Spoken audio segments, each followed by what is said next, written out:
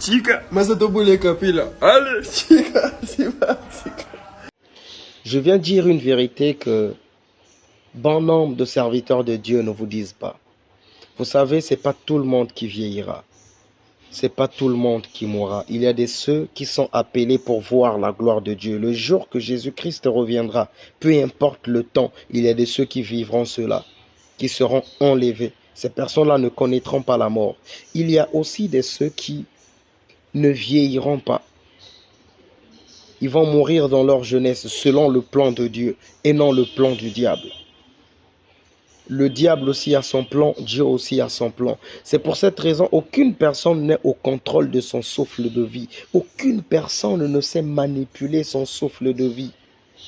Vous avez vu au commencement de cette vidéo que je suis en train de faire, il y a un frère mignon, brun, un jeune homme très beau, qui avait un bel avenir.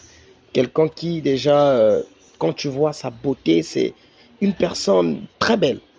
Mais ce petit-là est mort. Ce frère, ce jeune frère est mort. Il est congolais de Brazzaville. Ici à Brazzaville, je crois, c'était un 31 décembre. Il y a eu un événement à Brazzaville, une grande pluie qui s'est abattue dans la ville de Brazzaville. Et voilà, dans la zone nord de Brazzaville, il y a eu des pertes, il y a eu des gens qui sont morts. Alors lui, il est mort en voulant secourir sa mère. Sa mère se noyait, sûrement se laissait entraîner par le courant de l'eau. Alors, il voulait sauver sa mère, mais malheureusement, paix à leur âme, lui et sa maman sont partis, sont morts. Sa maman était déjà grande, s'il faut dire, mais sa maman avait encore de l'avenir, pouvait vieillir encore davantage, avait des projets qu'elle voulait réaliser. Ce jeune homme était étudiant, il partait à l'école, tout ça, il avait de l'avenir devant lui, il voulait devenir quelqu'un dans ses jours à venir. Mais malheureusement, la mort les a surpris tous les deux. Malheureusement, la maman et le fils. Bien-aimé, à n'importe quel moment, la mort peut te surprendre. À n'importe quel moment, tu peux rencontrer la mort. Tu n'es pas au contrôle du souffle de vie. C'est Dieu qui est au contrôle du souffle de vie. C'est pour cette raison, j'aimerais te dire ceci. Dans le livre de Jean chapitre 11, le verset 25, la Bible dit, Jésus répondait à Marie, Jésus lui dit, je suis la résurrection et la vie. Celui qui croit en moi vivra quand même qu'il sera mort. Le verset 26, il dit, et quiconque vit et croit en moi ne mourra jamais. Quand tu as Jésus dans ta vie, tu pourras mourir, mais ton esprit et ton âme est conservé dans les mains du Seigneur. Tu ne connaîtras pas la seconde mort. Bien-aimé, dans ta vie au Seigneur, tu ne connais pas n'importe quel moment tu mourras. Le salut est réel, fais attention.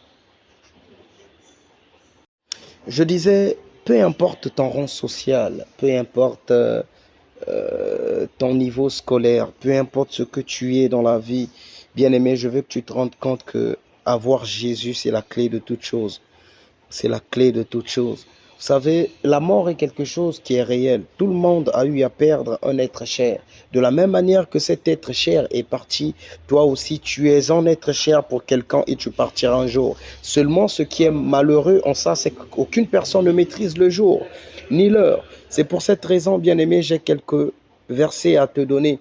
Regarde, Jésus-Christ a dit dans le livre de Matthieu chapitre 16, le verset 26, ou encore Marc chapitre 8, le verset 36, ils disent la même chose, Matthieu et Marc, c'est la même chose. Jésus-Christ dit, à quoi sert-il à l'homme de gagner tous les biens du monde, de gagner tout le monde, de gagner tout ce qui est dans le monde, et s'il perdait son âme? Il dit encore, d'ailleurs, qu'est-ce que l'homme peut donner en échange de son âme? Ça veut dire que rien de ce que, aujourd'hui, lorsque les gens vendent leur âme à cause des biens terrestres, c'est dangereux. C'est des gens qui ne savent pas.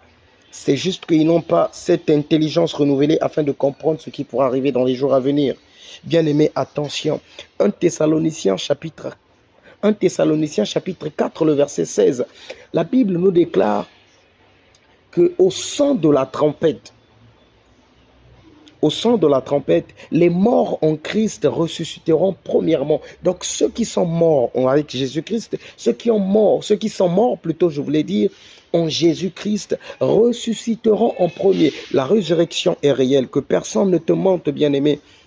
Vous savez, dans Ézéchiel chapitre 33, le verset 11, l'Éternel nous dit, ce que moi, dis-leur, je suis vivant, l'Éternel des armées, le Seigneur. Ce que je désire, ce n'est pas que le méchant meure, mais qu'il revienne à la droiture. Revenez, revenez à moi, revenez à la droiture, afin que vous puissiez vivre. D'ailleurs, pourquoi devriez-vous mourir? Il parlait de la seconde mort, il parlait de la mort éternelle qui est l'enfer. Bien-aimés, il y a autant des églises dans le monde, c'est pas pour rien. Ah oui, c'est pas pour rien, les églises n'existent pas en vain. S'il y a l'existence de l'église, ça veut dire qu'il y a un maître de l'église, il y a un Seigneur.